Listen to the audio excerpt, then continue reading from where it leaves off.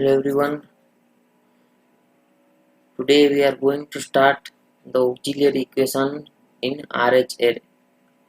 ये थोड़ा सा इम्पोर्टेंट टॉपिक है कि auxiliary equation RH array में कैसे क्रिएट होता है, उसकी प्रॉपर्टीज क्या होती है, वो सब कुछ आज देखेंगे हम RH इस टॉपिक में एक्चुअली। सो अब तो आप सब लोग मुझे जानते ही हो, बट जो नहीं जानते उसके लिए वापस से मैं मेरा इंट्रोडक्शन दे देता हूँ।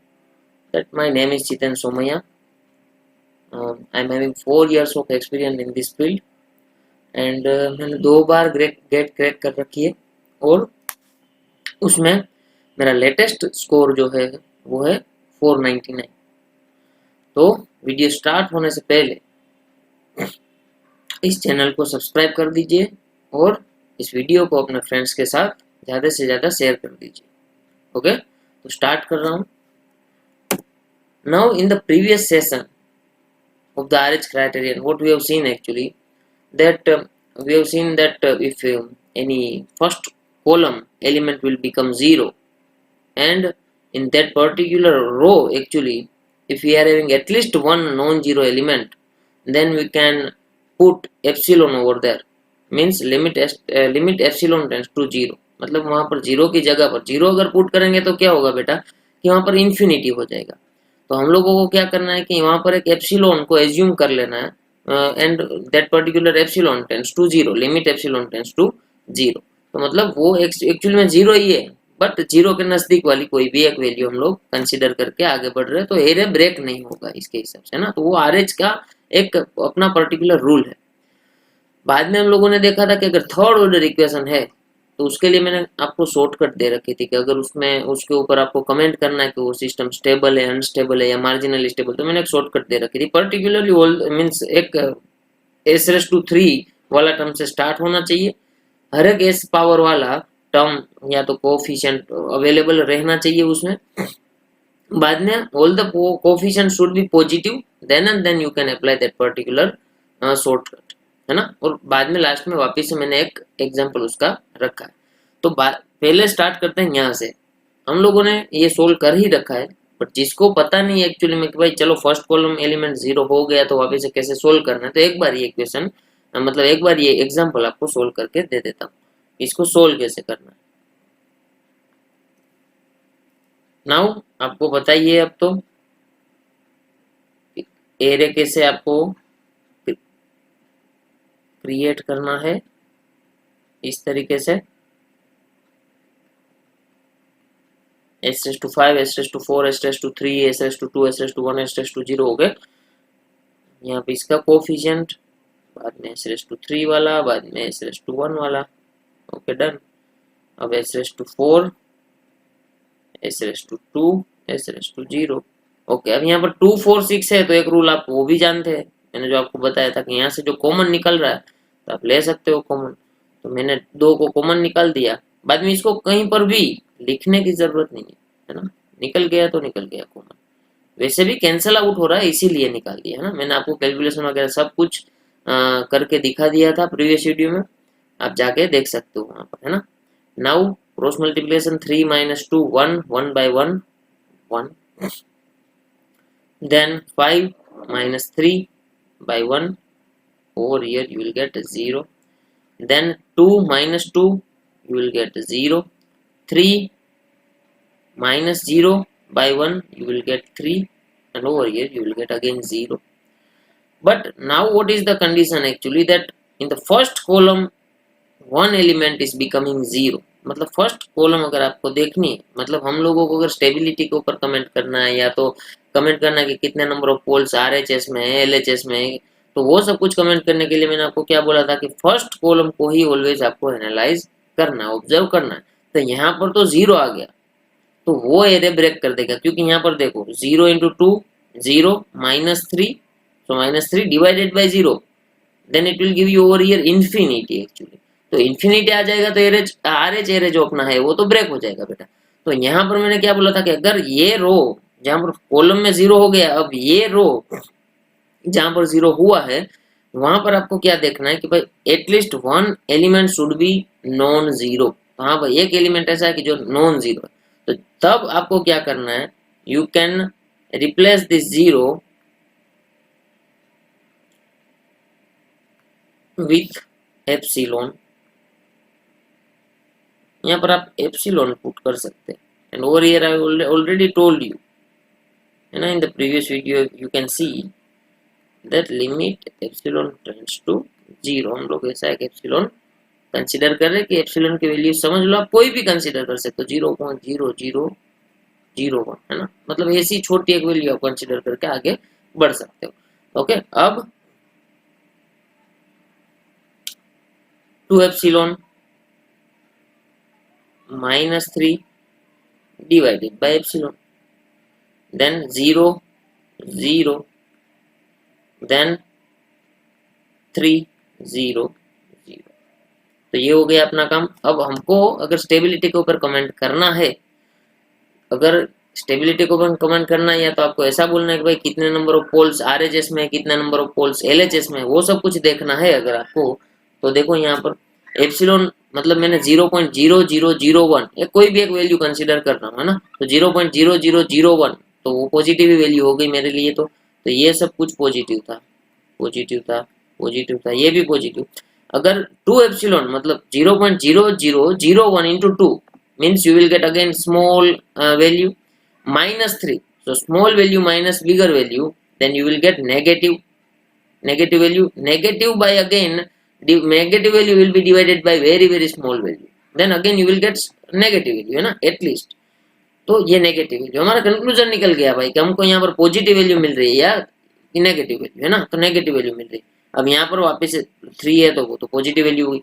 तो अब स्टेबिलिटी के ऊपर कमेंट करना है तो कैसे कर सकते हो आप, अगर देखो साइन चेंज कैसे हुई हमारी, साइन चेंज कैसे हुई हमारी, पॉजिटिव में से नेगेटिव हुआ, नेगेटिव में से पॉजिटिव हुआ।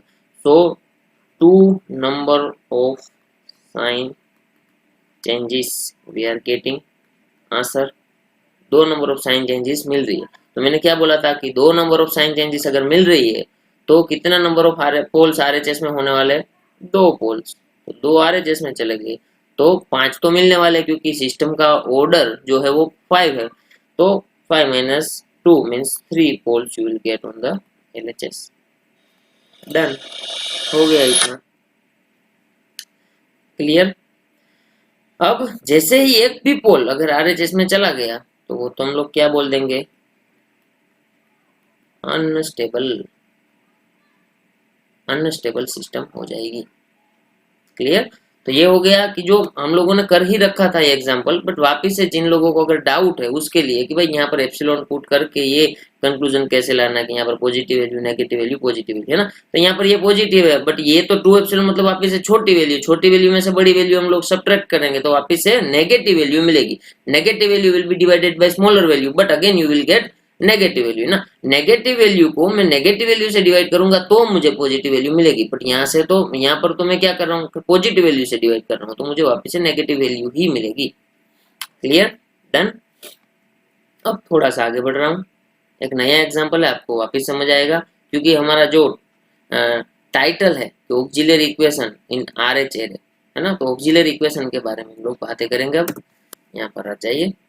अब वापिस है यहाँ पर भी एरे को मैं फ्रेम करूंगा, यहाँ पर s⁵, s⁴, s⁵,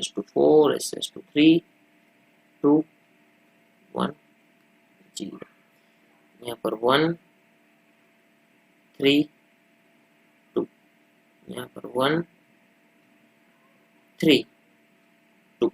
ओके, अब 3 - 3 0 0 divided by 1 0, 2 - 2 0 divided by 1 will give you 0, and over here again you will get 0। तो सर आपने बोला था कि फर्स्ट कॉलम हमको देखना है, उसमें अगर 0 मिल रहा है तो वो रो को देखना है, तो उसमें अगर at least 1 non zero element is present then we can put over here epsilon. Okay बोला था, बट यहाँ पर सर क्या हो रहा है कि यहाँ पर तो पूरी की पूरी जो रो है वो तो 0 हो रही है, तो इसको बोला जाता है रो ऑफ जीरोस। क्या बोला जाता है, रो ऑफ जीरो। क्लियर। तो अब तो ये तो भाई एरे ही ब्रेक हो गया, अब तो हम आगे ही नहीं बढ़ सकते, तो उसके लिए हमको ये s⁴ मतलब s जहां पर रो ऑफ जीरोस मिल रही है उसके ऊपर वाले टर्म को देखना है, तो यहाँ पर हम लोगों को एक इक्वेशन फ्रेम करना होगा, उसको बोला जाता है ऑक्सिलरी इक्वेशन। तो वो कैसे फ्रेम करेंगे, यहाँ पर आ जाइए वापिस से। वो कैसे फ्रेम करेंगे कि देखो यहाँ पर 1 है s⁴, यहाँ पर 3 है 3s², यहाँ पर 2 है 2, बस खत्म हो गई बात। s⁴ प्लस 3s² प्लस 2, ये हमारा ऑक्सिलरी इक्वेशन हो गया। ये हमारा ऑक्सिलरी इक्वेशन हो गया। तो सर हम ऑक्सिलरी इक्वेशन क्यों बना रहे हैं, इसका यूज क्या होगा, क्योंकि ये तो जीरो हो गया, ये पूरी की पूरी s⁴ वाली जो रो है हमारी वो तो जीरो हो गई, तो वहां पर कुछ ना कुछ लाके रखना होगा ना हमको वापस से कुछ कोएफिशिएंट, तभी जाके हम लोग यहाँ तक पहुंच सकते हैं ना s⁴ तक। हाँ सर, तो अब क्या करेंगे, इसको डिफ्रेंशिएट कर दो बेटा, इसको क्या कर दो डिफ्रेंशिएट। तो यहाँ पर 4s⁴ प्लस 6s प्लस 0 है ना, तो ये इजिकल टू 0 लिखा है तो वो तो लिखने की जरूरत नहीं है। इजिकल टू 0 क्यों लिखा है, क्योंकि रूट्स अगर फाइंड करने हैं तो ओके डिफरेंशिएट कर दिया सर। अब क्या, तो अब s⁴ वाला टर्म मिल गया, s⁴ वाला टर्म मिल गया। देखो यहाँ पर अब s⁴ वाला टर्म मिल गया, आप यहाँ पर 4 पुट कर सकते हो, यहाँ पर 6 पुट कर सकते हो, है ना। तो हमको जो रो ऑफ जीरोस मिली थी उसके कोएफिशिएंट हम मिल गए, कहाँ से मिले, ऑक्सिलरी इक्वेशन में से। ऑक्सिलरी इक्वेशन मतलब क्या, कि जहां पर रो ऑफ जीरोस मिल रही है आपको, उसके ऊपर वाला जो टर्म है वहां से आपको ऑक्सिलरी इक्वेशन मिल जाएगा। अगर आप उसको डिफरेंशिएट कर दोगे तो आपको क्या मिलेगा, कोएफिशिएंट मिल जाएगा रो ऑफ जीरोस वाला। क्लियर। अब यहाँ पर अब जीरोस में हटा सकता हूँ, वहां से हटा सकता हूँ। अब यहाँ पर मैं क्या पुट कर दूंगा 4 एंड 6, बट वापिस से यहाँ पर कुछ कॉमन निकल रहा है, 2 कॉमन निकल रहा है, तो मैं कॉमन निकाल के रख दूंगा वहां पर। तो यहाँ पर 2, यहाँ पर 3 और 0। Now 3 into 2, again the same procedure you have to follow, है ना। 3 into 2 6, 6 minus 3 3, 3 divided by 2 you will get 1.5। Clear. तो 1.5 लिख रहा हूँ, कोई दिक्कत नहीं है। Now 2 into 2 4, 4 minus 0 divided by 2, so again you will get 2 0, है ना।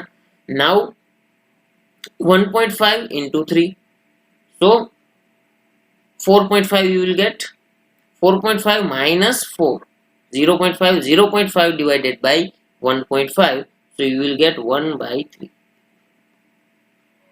0 0। अब देखो ये कैसे किया, 1.5 into 3, so 45, so 45 यहाँ पर एक पॉइंट है तो 4.5, 4.5 माइनस 4, 0.5, 0.5 डिवाइडेड बाई 1.5, देखो यहाँ पर कर देता हूँ 0.5 divided by 1.5, so 1 by 3 you will get means 0.333, है ना। and over here again you will get 0 0 because 0 0, है ना। now you will get 2 over here, 0 over here, 0 over here। तो ये तो हमारा फ्रेम हो गया, ऑक्सिलरी इक्वेशन हो गया, ये हमको फर्स्ट कॉलम मिल गया। और सर आपने बोला था कि फर्स्ट कॉलम को एनालाइज कर लो, वहां पर अगर सब कोएफिशिएंट पॉजिटिव मिल रहे तो हमारी सिस्टम स्टेबल हो जाएगी। अगर कोई भी एक साइन चेंजेस मिल रहा है तो हमारी मतलब नंबर ऑफ पोल्स हमको आरएचएस में मिलेंगे तो हमारी सिस्टम अनस्टेबल हो जाएगी। बट तो ऑक्सिलरी इक्वेशन का फायदा क्या, मतलब ये क्यों आ रहा है बीच में, तो अगर ऑक्सिलरी इक्वेशन एक बार बीच में आ गया, क्या बोल रहा हूँ ध्यान से सुनिए, अगर एक बार भी ऑक्सिलरी इक्वेशन बीच में आ गया तो या तो आपकी सिस्टम अनस्टेबल हो सकती है या तो आपकी सिस्टम मार्जिनली स्टेबल हो सकती है। क्या बोल रहा हूँ, या तो आपकी सिस्टम अनस्टेबल हो सकती है या तो आपकी सिस्टम मार्जिनली स्टेबल हो सकती है, बट कभी भी स्टेबल तो हो ही नहीं सकती। तो यहाँ से आप ये कमेंट मत कर दीजिएगा डायरेक्टली कि सर यहाँ पर तो सब कोएफिशिएंट पॉजिटिव मिल रहे, साइन चेंजेस मिल ही नहीं रहे, तो भाई सब हमारी सिस्टम स्टेबल हो गई, सब पोल्स एलएचएस में मिलेंगे। नहीं, अभी आपको सिस्टम के पोल्स निकालने हैं तो आपको इसको सोल्व करना पड़ेगा, इसको सोल्व करना पड़ेगा। Are you getting my point. तो इसको सोल्व करने से पहले देखो s⁴ 3s² प्लस 2, इसको कैसे सोल्व करेंगे, s² plus 1 s² plus 2 is equal to 0, so what you will get, s² is equal to minus 1, s² is equal to minus 2, so s is equal to plus or minus j, s is equal to plus or minus under root 2j। Clear, answer मिले। तो अब ये जो आपको poles मिल रहे हैं, मैंने किसके पोल्स निकाले, ऑक्सिलरी इक्वेशंस के, तो ऑक्सिलरी की इक्वेशंस के जो पोल्स हमको मिल रहे हैं, ऑक्सिलरी इक्वेशन के पोल्स, वो सिस्टम के पोल्स अपने आप हो जाते हैं। क्लियर। तो अब डायरेक्टली कमेंट नहीं करना कि सर यहाँ पर सब कोएफिशिएंट हमको पॉजिटिव मिल रहे थे तो चलो ये सिस्टम स्टेबल होगी, नहीं, अब हमको कहाँ पर पोल मिल रहे हैं, देखो यहाँ पर एक प्लस जे, एक माइनस जे, एक अंडर रूट 2 जे, एक माइनस अंडर रूट 2 जे, बाकी बचा एक पोल, है ना। तो सिस्टम के पोल्स मतलब ऑक्सिलरी इक्वेशन के पोल्स तो हमको मिल ही गए है, वो भी सिस्टम के पोल्स ही होने वाले हैं। तो सिस्टम के 4 पोल्स तो मिल गए हमको। बाकी का एक पोल कहाँ पर होगा सर, वो यहाँ पर हो सकता है। तो यहाँ पर हो सकता है बट नहीं होने वाला। क्यों? क्योंकि यहाँ पर भाई साइन चेंजेस नहीं मिली। अगर साइन चेंजेस मिली होती तो चलो समझ भी लेते कि राइट हैंड साइड में एक बार पोल मिल जाता है या 2 पोल, है ना। बट यहाँ पर साइन चेंज तो हुई नहीं। तो बाकी का एक पोल कहाँ पर रहने वाला है, यहाँ पर कहीं पर रहने वाला है। तो अब सिस्टम कैसी हो गई आपकी, सिस्टम कैसी होगी, अनस्टेबल, स्टेबल या मार्जिनल स्टेबल। अब स्टेबल होने का तो सवाल ही नहीं है क्योंकि आपके पास ऑक्सिलरी इक्वेशन आ गया। तो मैंने बोला कि या तो अनस्टेबल हो सकती है या तो मार्जिनल स्टेबल। और यहाँ पर जो रूट्स मिल रहे हैं वो रिपीटेटिव रूट्स नहीं मिल रहे। अगर यहाँ पर 2 पोल्स यहाँ पर प्लस जे पर, 2 पोल्स माइनस जे पर मिलते तो अनस्टेबल हो जाती। बट यहाँ पर एक प्लस जे पर, एक माइनस जे पर, एक अंडर रूट 2 जे पर, एक माइनस अंडर रूट 2 जे पर, मतलब रिपीटेटिव पोल्स मार्जिनली मतलब इमेजिनरी एक्सिस पर रिपीटेटिव पोल्स आपको नहीं मिल रहे। तो ये सिस्टम हो जाएगी आपके लिए मार्जिनली स्टेबल। क्लियर? तो इस तरीके से ऑक्सिलरी इक्वेशन निकालना है और उसका डिफरेंशिएट करके उसको वापस से नेक्स्ट जो रो ऑफ जीरोस आपको मिली थी उसके कोएफिशिएंट निकाल के आगे बढ़ जाना है। सिंपल है। तो क्लियर? यहाँ पर 132 यहाँ तक समझ में आ गया था। अब यहाँ पर जीरोस मिल रहे थे, है ना, पूरी की पूरी रो जीरो मिल रही थी। तो अगर पूरी की पूरी रो जीरो मिल रही है तभी उसके ऊपर वाले टर्म का यूज करके हमको ऑक्सिलरी इक्वेशन बना देना है। अगर ऑक्सिलरी इक्वेशन मिल गया तो उसको डिफरेंशिएट कर दो, तो उसके जो कोएफिशिएंट मिल रहे हैं वो रो ऑफ जीरोस के कोएफिशिएंट के साथ कोरिलेट करके आगे बढ़ जाओ। और बाकी यहाँ पर कॉमन निकल रहा था तो मैंने 2 और 3 यहाँ पर लिख दिया। दूसरा कुछ नया नहीं है, वो तो आप जानते ही हो। बाद में आगे बढ़ा 6 - 3 डिवाइडेड बाई 2 तो मतलब 1.5, वो सब कुछ आपको पता है। बट आपको एक बार ऑक्सिलरी इक्वेशन मिल गया, बाद में कभी भी ये फर्स्ट कॉलम देख के मत बोल देना कि सर यहाँ पर तो सब कोएफिशिएंट पॉजिटिव है तो ये तो सिस्टम स्टेबल हो गई। नहीं, एक बार ऑक्सिलरी इक्वेशन मिल गया आपको तो या तो सिस्टम अनस्टेबल हो सकते हैं या तो मार्जिनली स्टेबल हो सकते हैं, बट स्टेबल तो नहीं होगी कभी भी। तो एक बार मिल गया है ऑक्सिलरी इक्वेशन, बाद में आपको कमेंट वापिस से देखना है, ऑक्सिलरी इक्वेशन के रूट्स निकालने बेटा। तब जाकर आपको पता चलेगा कि भाई उसके रूट्स आरएचएस में मिल रहे हैं, एलएचएस में मिल रहे हैं या तो मार्जिन इमेजिनरी एक्सिस पर मिल रहे हैं। तो उसके रूट्स निकाल क्यों रहे हम लोग, क्योंकि उसके जो रूट्स होने वाले वही सिस्टम के रूट्स होने वाले। तो एक बार हम लोगों ने निकाल दिए इसके रूट्स। कैसे निकाले? इस तरीके से निकाले मैंने। बाद में इसके रूट्स मिले मुझे प्लस और माइनस जे और प्लस और माइनस अंडर रूट 2 जे, तो यहाँ पर मिले। और बाकी का एक जो रूट था वो मैंने एलएचएस में रख दिया। क्यों? क्योंकि यहाँ पर साइन चेंजेस मिल ही नहीं रहा था, तो मतलब आरएचएस में पोल होने का सवाल ही नहीं है हमारे पास।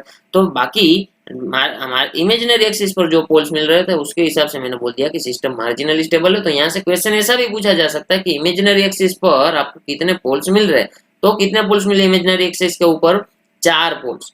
क्लियर? या तो ऐसा भी पूछ सकते हैं वो लोग कि भाई एलएचएस में कितने पोल्स मिल रहे हैं, तो 1 पोल। या तो ऐसा भी पूछ सकते हैं कि आरएचएस में कितने पोल्स मिल रहे हैं, तो 0।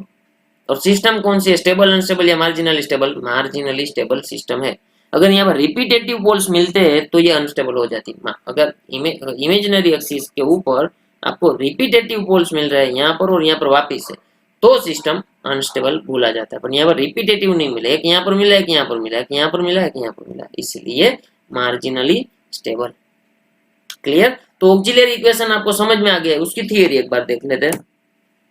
रूल 3, रूल 2 तक आपको मालूम है, रूल 2 तक मालूम है ना कि एप्सिलॉन पुट करके आपको आगे बढ़ना। Rule 3, in Routhian array if an entire row becomes 0 then the array breaks, है ना। एंटायर रो अगर 0 हो जाएगी तो एरे ब्रेक हो जाएगा। So the coefficient of subsequent rows should be formed using auxiliary equation। मतलब जो रो जीरोस मिली वहां पर आपको वापस से कुछ ना कुछ कोएफिशिएंट पुट करना होगा। जैसे एप्सिलॉन पुट किया था, यहाँ पर कुछ ना कुछ वैल्यू कंसीडर करके आगे बढ़ना होगा।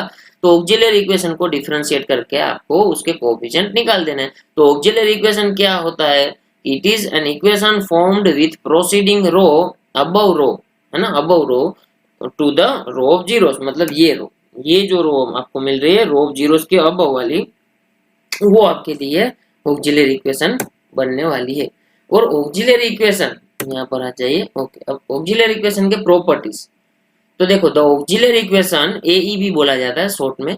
तो the auxiliary equation will always create at an even order term, है ना। तो मतलब ऑलवेज ये देखो इवन ऑर्डर टर्म होगा ना, वहां पर ही आपको ऑक्सिलरी इक्वेशन मिलेगा इवन ऑर्डर टर्म में, यहाँ पर नहीं मिलेगा आपको ऑड ऑर्डर टर्म में, है ना। तो यहाँ पर मिला तो आप सही है, अगर यहाँ पर मिल रहा है तो एक बार वापस से चेक कर लीजिएगा, यहाँ पर ही मिलेगा इवन ऑर्डर टर्म, मतलब यहाँ पर मिल सकता है, यहाँ पर मिल सकता है इवन ऑर्डर टर्म में।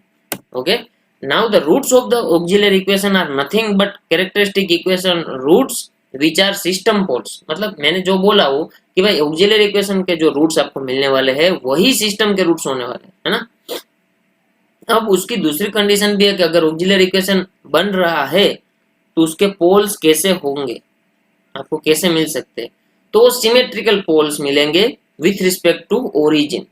सिमेट्रिकल पोल्स मतलब ये सिमेट्रिकल, इस कंडीशन, ये कंडीशन भी आपको मिल सकती है अगर ऑक्सिलरी इक्वेशन फॉर्म हो रहा है, अगर आप उसके रूट्स फाइंड कर रहे हैं तो ये भी पॉसिबिलिटी होगी कि एक यहाँ पर मिला तो एक यहाँ पर मिलेगा ही मिलेगा, वो सिमेट्रिकल रूट्स मिलेंगे आपको विथ रिस्पेक्ट टू ओरिजिन। अगर एक आपको यहाँ पर मिल रहा है तो एक आपको मिलेगा ही मिलेगा यहाँ पर। देखिए ना यहाँ पर देखिए ये भी सिमेट्रिकल था प्लस जे माइनस जे के साथ, ये भी अंडर रूट टू जे माइनस अंडर रूट टू जे सिमेट्रिकल मिला ना, दोनों जो रूट्स मिले हैं वो विथ रिस्पेक्ट टू ओरिजिन आपको सिमेट्रिकल मिले। बाद में ये कंडीशन भी हो सकती है, यहाँ पर भी मिले आपको इस तरीके से। अब देखो इसका फायदा क्या होगा, मैं आपको समझा दूंगा इसका फायदा क्या होगा। अगर आपको ये पता है कि ऑक्सिलरी इक्वेशन फ्रेम हो रहा है तो सिमेट्रिकल रूट्स मिलेंगे, अगर आपको ये एक सेंटेंस के बारे में मालूम है तो आपको क्या फायदा होगा वो नेक्स्ट एग्जांपल में हम लोग देखेंगे। तो ये symmetrical roots with respect to origin, ये भी with respect to origin symmetrical, ये भी with respect to origin symmetrical, मतलब एक यहाँ पर मिल रहा है तो एक यहाँ पर मिलेगा ही मिलेगा, एक यहाँ पर मिल रहा है तो एक यहाँ पर मिलेगा ही मिलेगा। अब देखिए एक यहाँ पर मिल रहा है, मतलब एलएचएस में दो यहाँ पर मिल रहे हैं तो दो आरएचएस में यहाँ पर मिलेंगे ही मिलेंगे। अब देखते हैं आगे, आगे वाला एक एग्जांपल, उसके हिसाब से आपको समझ में आ जाएगा मैं क्या बोलना चाह रहा हूँ, और प्रूफ भी करने के ऊपर प्रूफ भी करके दूंगा आपको।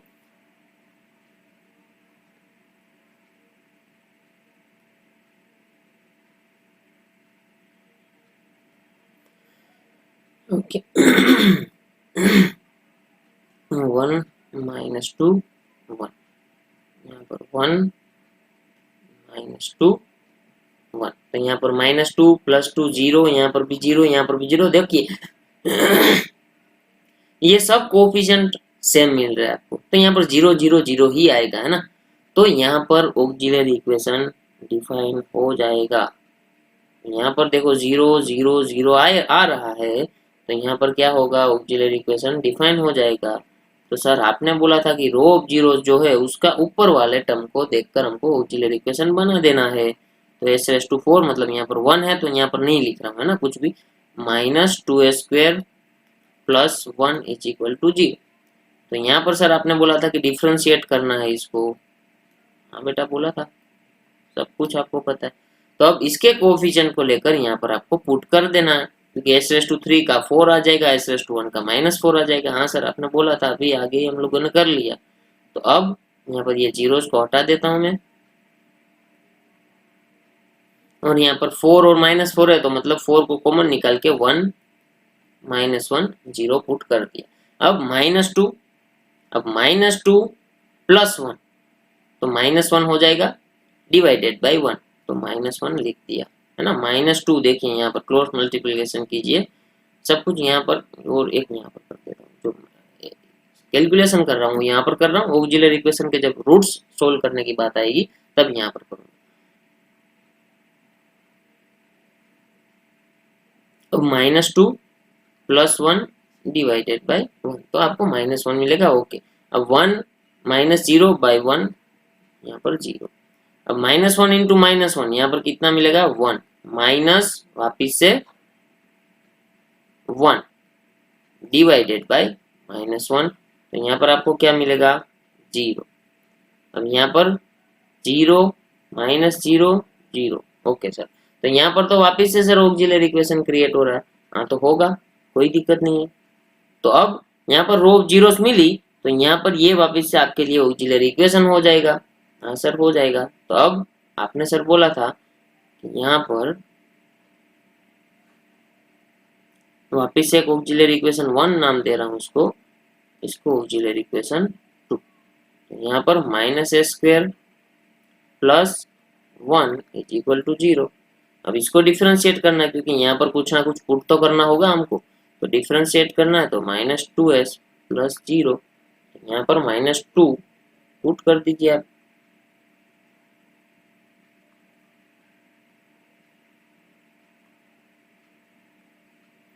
-2 0 0 है ना। अब -2 plus -2 into 1 means -2, -0 divided by -2 means you will get 1 0 0। Okay, हमारा एरे समाप्त हो गया यहाँ पर। अब सर यहाँ पर तो दो ऑक्सिलरी इक्वेशन मिल रहे हैं, तो दो ऑक्सिलरी इक्वेशन मिल रहे हैं, तो ये नीचे वाला जो ऑक्सिलरी इक्वेशन है उसका टेंशन लेने की अभी जरूरत नहीं है आपको। पहले ये देख लो कि साइन चेंजेस मिल रहे हैं। हाँ सर, साइन चेंजेस तो मिल रहे हैं। ऑक्सिलरी इक्वेशन मिल रहा है। हाँ सर, ऑक्सिलरी इक्वेशन भी मिल रहा है। ओके, तो जो साइन चेंजेस मिल रहा है वो ऑक्सिलरी इक्वेशन के नीचे मिल रहा है या ऊपर मिल रहा है, पहले तो वो देख लो। तो सर नीचे मिल रहा है ऑक्सिलरी इक्वेशन। मेन जो ऑक्सिलरी इक्वेशन था हमारा वो ये था, उसके बाद ये मिला, तो ये मेन जो ऑक्सिलरी इक्वेशन है उसके नीचे मिले साइन चेंजेस। ओके, तो कितने नंबर ऑफ साइन चेंजेस मिल रहे हैं सर? एक तो ये पॉजिटिव है, ये नेगेटिव, वापस से ये पॉजिटिव, तो मतलब पॉजिटिव में से नेगेटिव हुआ, तो मतलब एक साइन चेंज, नेगेटिव में से नेगेटिव कोई साइन चेंज नहीं, नेगेटिव में से पॉजिटिव, दो साइन चेंजेस मिल रहे हैं सर ऑक्सिलरी इक्वेशन के नीचे। तो मैंने क्या बोला था कि ऑक्सिलरी इक्वेशन को अगर आप सोल्व करोगे तो वो सिस्टम के पोल्स तो होंगे ही होंगे, बट सिमेट्रिकल पोल्स मिलेंगे। अगर ऑक्सिलरी इक्वेशन आपको एक बार मिल गया तो सिमेट्रिकल पोल्स मिलेंगे। तो सर इसके हिसाब से हम कंक्लूजन क्या कर सकते हैं, क्या निकाल सकते हैं ना। तो देखो, दो नंबर ऑफ साइन चेंजेस आपको मिल रही है। आपको मालूम है कि मेन ऑक्सिलरी इक्वेशन आपका ये वाला है ना, ये वाला मेन नहीं होगा, मैं सब कुछ आपको समझा दूंगा, बट ये आपका मेन वाला ऑक्सिलरी इक्वेशन है। तो उसमें जो आपको साइन चेंजेस मिल रहे हैं तो वो दो नंबर ऑफ साइन चेंजेस मिल रहे हैं। तो सर दो तो यहाँ पर ही मिलेंगे हमको इस साइड, है ना। तो अगर दो इस साइड मिले तो आपको मालूम है कि सिमेट्रिकल पोल्स मिलते हैं ऑक्सिलरी इक्वेशन के रूट्स अगर आप निकालोगे तो, और विथ रिस्पेक्ट टू ओरिजिन, तो दो यहाँ पर भी मिलेंगे, वो पक्की बात है।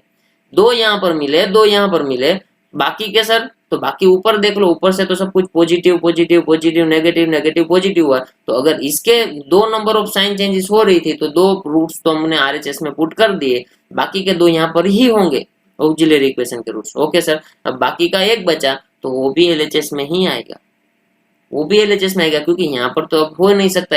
आरएचएस में कब आएगा? जब नंबर ऑफ साइन चेंजेस होगा तब, बाकी के सब एलएचएस में। तो यहाँ पर सर, यहाँ पर क्यों नहीं आ रहे? क्योंकि यहाँ पर सेटिस्फाई हो गया ना। यहाँ पर अगर किसी को डाउट है कि सर इमेजिनरी एक्सिस पर क्यों नहीं आ रहे, बट ये सेटिस्फाई हो गया ना कि ऑक्सिलरी इक्वेशन के रूट्स एक तो सिमेट्रिकल मिलते हैं विथ रिस्पेक्ट टू ओरिजिन, और ऑक्सिलरी इक्वेशन के नीचे आपने देखा कि दो नंबर ऑफ साइन चेंजेस मिल रहे हैं, तो दो यहाँ पर आ गए, तो दो यहाँ पर मिलने ही मिलने हैं, तो चार रूट्स मिलने थे ऑक्सिलरी इक्वेशन, क्योंकि s⁴ वाला टर्म था, तो चार रूट्स मिल गए, बाकी का एक रूट एलएचएस में मिल जाएगा। बात खत्म हो गई। आप डायरेक्टली कमेंट कर सकते हो कि भाई सिस्टम अनस्टेबल है। पहले जो सिस्टम मिली वो मार्जिनल स्टेबल मिली, उसपे भी ऑक्सिलरी इक्वेशन फॉर्म हो रहा था। यहाँ पर जो ऑक्सिलरी इक्वेशन फॉर्म हो रहा है तो ये सिस्टम अनस्टेबल हो रही है। क्लियर? तो ये अनस्टेबल सिस्टम हो गया। आपको इस तरह के से भी क्वेश्चन पूछा जाएगा कि भाई ऑक्सिलरी यहाँ पर इस सिस्टम में कितने पोल्स आरएचएस में लाई कर रहे हैं, कितने पोल्स एलएचएस में लाई कर रहे हैं, तो आपके पास आंसर होना चाहिए 2 पोल्स आरएचएस में, 3 पोल्स एलएचएस में। अगर किसी को देखना है कि सर सही में यहाँ पर 2 पोल्स और सही पे यहाँ पर भी 2 पोल्स मिलेंगे सिमेट्रिकल, तो देख लेते हैं। चलो इसको सोल्व कर रहा हूं मैं।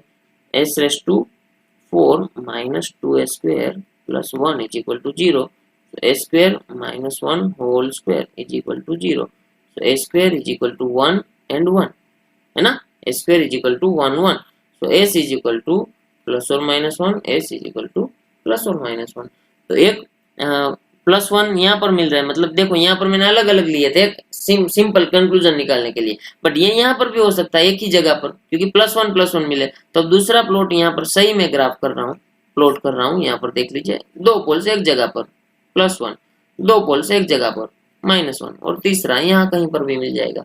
तो हो गई ना बात। तो सर ये दूसरा इक्वेशन जो मिला ऑक्सिलरी इक्वेशन, उसका फायदा क्या? अब देखो दूसरा इक्वेशन के पोल्स भी निकालो यहाँ से, दूसरे इक्वेशन के पोल्स भी यहाँ से निकाल लो। यहाँ पर निकाल रहा हूँ, देख लीजिए। तो a² इज इक्वल टू +1 में लिख सकता हूँ, तो s is equal to plus और माइनस 1 में लिख सकता हूँ। तो सर ये भी x is equal to plus और माइनस 1 मिला। तो देखो जो दूसरा ऑक्सिलरी इक्वेशन मिलेगा उसके जो रूट्स होंगे तो वो प्लस और माइनस 1 मिलेगा, मतलब एक यहाँ पर एक यहाँ पर, बट सर यहाँ पर तो दो दो मिल रहे हैं। उसका मीनिंग ही यही हुआ बेटा कि ऊपर वाला जो ऑक्सिलरी इक्वेशन मिल रहा है, अगर उसके नीचे भी एक ऑक्सिलरी इक्वेशन मिल रहा है तो नीचे वाले ऑक्सिलरी इक्वेशन के रूट्स निकाल कर उसको डबल कर दीजिए, क्योंकि ऊपर एक ऑक्सिलरी इक्वेशन ऑलरेडी मिला है। तो मतलब दो ऑक्सिलरी इक्वेशन मिल रहे हैं, तो आपको जो नीचे वाला ऑक्सिलरी इक्वेशन है उसके रूट्स निकाल कर डायरेक्टली उसको डबल कर दीजिए, या तो उसको सोल्व नहीं करना है तो जो मेन आपका ऑक्सिलरी इक्वेशन है उसको निकाल लीजिए, तो आपको सही में रूट्स मिल जाएंगे जितने एक्चुअल रूट्स है। बट ये आप सोल्व करोगे तो प्लस और माइनस वन सिर्फ एक एक रूट यहाँ पर मिलेगा, एक प्लस वन यहाँ पर मिलेगा, एक माइनस वन यहाँ पर मिलेगा। बट जो ऊपर वाला ऑक्सिलरी इक्वेशन है वो उसको मल्टीप्लाई करना होगा, मतलब दो नंबर ऑफ ऑक्सिलरी इक्वेशन मिला तो इसको वापिस से एक एक बढ़ा के आपको रखना होगा यहाँ पर, मतलब दो पोल्स मिलेंगे प्लस और माइनस वन, प्लस और माइनस वन, तो यहाँ पर पुट कर दिया। अगर आपको ये समझ में ना आ रहा हो कि चलो भाई नीचे वाला इक्वेशन हमको सोल्व ही नहीं करना है, तो ऊपर वाला मेन इक्वेशन आप सोल्व कर लीजिए, आपको डायरेक्टली मिल जाएगा। बट ये एक मेथड होती है कि आपको नीचे भी अगर कोई इक्वेशन मिल रहा है और उसके जो पोल्स मिल रहे हैं तो ऊपर उसके एक ऑक्सिलरी इक्वेशन है अगर, तो वो डायरेक्टली उसके मल्टीप्लाई बाई 2 हो जाएगा। नंबर ऑफ पोल्स की बात कर रहा हूँ, पोल्स के लोकेशन को मल्टीप्लाई बाई 2 मत कर दीजिएगा। तो वापस एक बार समझ लेते हैं ऑक्सिलरी इक्वेशन का फंडा, कि यहाँ पर आपको मिला OH4 वाला एक ऑक्सिलरी इक्वेशन, वो सोल्व कर रहे थे तो बीच में वापस से यहाँ पर रो ऑफ जीरो मिल गई थी, तो वापस से एक दूसरा ऑक्सिलरी इक्वेशन मिला, ये उसको वापस से डिफरेंशिएट करके आप आगे बढ़ गए तो आपका आरएच एरिया कंप्लीट हो गया। एक बार कंप्लीट हो गया, बाद में ये रो को देखना है, तो सर इसमें तो नंबर ऑफ साइन चेंजेस मिल रहे हैं, तो अब मैंने बोला था कि अब नंबर एक बार ऑक्सिलरी इक्वेशन मिला तो उसके नीचे मिल रही है नंबर ऑफ साइन चेंजेस के ऊपर, तो नीचे मिल रही है सर, तो नीचे कितनी साइन चेंजेस मिल रही है? दो, तो दो आपको डायरेक्टली यहाँ पर पुट कर ही देना कि भाई दो number of RH poles RHS में मिलने ही वाले हैं, क्योंकि ये जो ऑक्सिलरी इक्वेशन के नीचे वाला पार्ट होगा ना वो ऑक्सिलरी इक्वेशन के रूट्स होंगे, बट ऑक्सिलरी इक्वेशन के रूट्स वापिस से सिस्टम के रूट्स तो होने ही वाले हैं। तो यहाँ पर दो नंबर ऑफ साइन चेंजेस मिल रही थी, तो मैंने सिंपली बोल दिया कि भाई आरएचएस में दो पोल्स मिलेंगे, और मैं एक प्रॉपर्टी जानता हूँ ऑक्सिलरी इक्वेशन की कि भाई सिमेट्रिकल पोल्स मिलने वाले हैं विथ रिस्पेक्ट टू ओरिजिन, तो दो पोल्स यहाँ पर भी मिल जाएंगे, बाकी का रहा एक पोल वो एलएचएस में, बात खत्म हो गई। डायरेक्टली मैं यहाँ पर से कमेंट कर सकता था, ये कुछ करने की ही जरूरत नहीं थी, ये भी सोल्व करने की जरूरत नहीं थी, ये भी सोल्व करने की जरूरत नहीं थी, मैं डायरेक्टली जानता हूँ, ये सोल्व कर लिया, देखा कि ऑक्सिलरी इक्वेशन के नीचे दो नंबर ऑफ साइन चेंजेस मिल रहे हैं, तो दो नंबर ऑफ पोल्स आरएचएस में, दो नंबर ऑफ पोल्स एलएचएस में मिलने ही वाले हैं, क्योंकि उसकी प्रॉपर्टी है, और एक पोल बचा वो एलएचएस में मिल जाएगा। बट ये आपको प्रूव करने के लिए मैंने आपको सोल्व करके दिया कि s⁴ - 2s² + 1 को आप सोल्व कर दीजिएगा तो आपको मिलेगा s = +or-1 +or-1, मतलब यहाँ पर +1 पे दो पोल्स मिलेंगे, -1 पे दो पोल्स मिलेंगे, मतलब हो गए सिमेट्रिकल, और यहाँ पर एक एलएचएस में बाकी बचा ये पोल। तो इस तरीके से इसका यूज किया जाता है। सिर्फ आपको एक ही प्रॉपर्टी मालूम थी, समझ लो कि सिमेट्रिकल पोल्स मिलने वाले हैं, तो डायरेक्टली आप यहाँ से डायरेक्टली यहाँ पर आके कमेंट करके निकल जाते हैं, है ना। मैं मतलब ज्यादा से ज्यादा 1 मिनट लगता आपको, बट ये सोल्व करके प्रूव करके दिया आपको सब कुछ। अब ये लास्ट क्वेश्चन आपके लिए s³ + 20s² + 16s + 16k, find the range of k for stable, unstable and marginally stable system. मतलब आपको रेंज ऑफ k फाइंड करके देना है, अगर सिस्टम स्टेबल है, मार्जिनली स्टेबल है या तो अनस्टेबल के लिए। तो यहाँ पर आ जाइए अब वापिस से, यहाँ पर आपको मालूम है कि वही s³ से स्टार्ट हो रहा है, s to 0 तक जा रहा है, सब कोफिशिएंट पॉजिटिव है, तो आपके पास शॉर्टकट है 320 = 16k। अगर होगा तो मार्जिनली सिस्टम, 320 > 16k होगा तो स्टेबल, 320 <, मैं देखो शॉर्टकट से जा रहा हूँ अभी, अगर शॉर्टकट के बारे में जानना है तो वापस से वो प्रीवियस वीडियो देख लीजिएगा एक बार। तो मार्जिनली स्टेबल होने के लिए k की वैल्यू क्या होनी चाहिए भाई, k की वैल्यू क्या होनी चाहिए for marginally stable system, k should be equal to 20, for stable system 20 > k। और दूसरी बात, अगर रेंज बोली है तो यहाँ पर मार्जिनली स्टेबल इक्वल टू आ गया तो रेंज की कोई बात नहीं होगी, बट यहाँ पर 20 > k, बट k की वैल्यू भी वापिस से कितनी होनी चाहिए, मतलब देखो सब कोफिशिएंट पॉजिटिव होने चाहिए, मैंने बोला था स्टेबल सिस्टम के लिए, तो सब कोफिशिएंट पॉजिटिव होने चाहिए, तो मतलब k should also be greater than 0, तो ये आपको मिल जाएगी स्टेबल सिस्टम की रेंज। और अनस्टेबल सिस्टम के लिए 20 <, मतलब 20 से अगर छोटा कोई भी क्या आप ले लोगे अनस्टेबल मिल जाएगा, तो ये रेंज मिल गई। क्लियर। तो इस तरीके से भी क्वेश्चन पूछा जाता है, वो directly with in 10 second you can give the answer if you are knowing about the shortcut. Clear. तो उम्मीद है आपको मजा आया होगा ऑक्सिलरी इक्वेशन के बारे में जान के, उसकी प्रॉपर्टीज के बारे में जान के। अगर 2 नंबर ऑफ ऑक्सिलरी इक्वेशन के ऑक्सिलरी इक्वेशन आपको मिल रहे हैं अगर कोई भी RHA में, तो घबराने की जरूरत नहीं है उससे। ऊपर वाला जो मेन ऑक्सिलरी इक्वेशन है उसके रूट्स निकाल लीजिए, तो भी आपको पूरा का पूरा ऑक्सिलरी इक्वेशन के रूट्स मिल जाएंगे। अगर नीचे वाले ऑक्सिलरी इक्वेशन के रूट्स निकाल दिए और ऊपर एक ऑक्सिलरी इक्वेशन है तो उसको मल्टीप्लाई बाय 2 कर दीजिए, मतलब प्लस और माइनस 1 पे मिल रहा है एक एक, +1 पे एक -1 पे, तो +1 पे 2 मिलेंगे, -1 पे 2 मिलेंगे अगर ऊपर एक ऑक्सिलरी इक्वेशन है तो। और दूसरी बात ये याद रखिए कि ऑक्सिलरी इक्वेशन के जो रूट्स होते हैं वो एक्चुअल में सिस्टम के रूट्स ही होने वाले हैं। क्लियर। और वो प्रॉपर्टी सिमेट्रिकल पोल्स मिलेंगे आपको विथ रिस्पेक्ट टू ओरिजिन। चलो ओके, थैंक यू, उम्मीद है मजा आया होगा।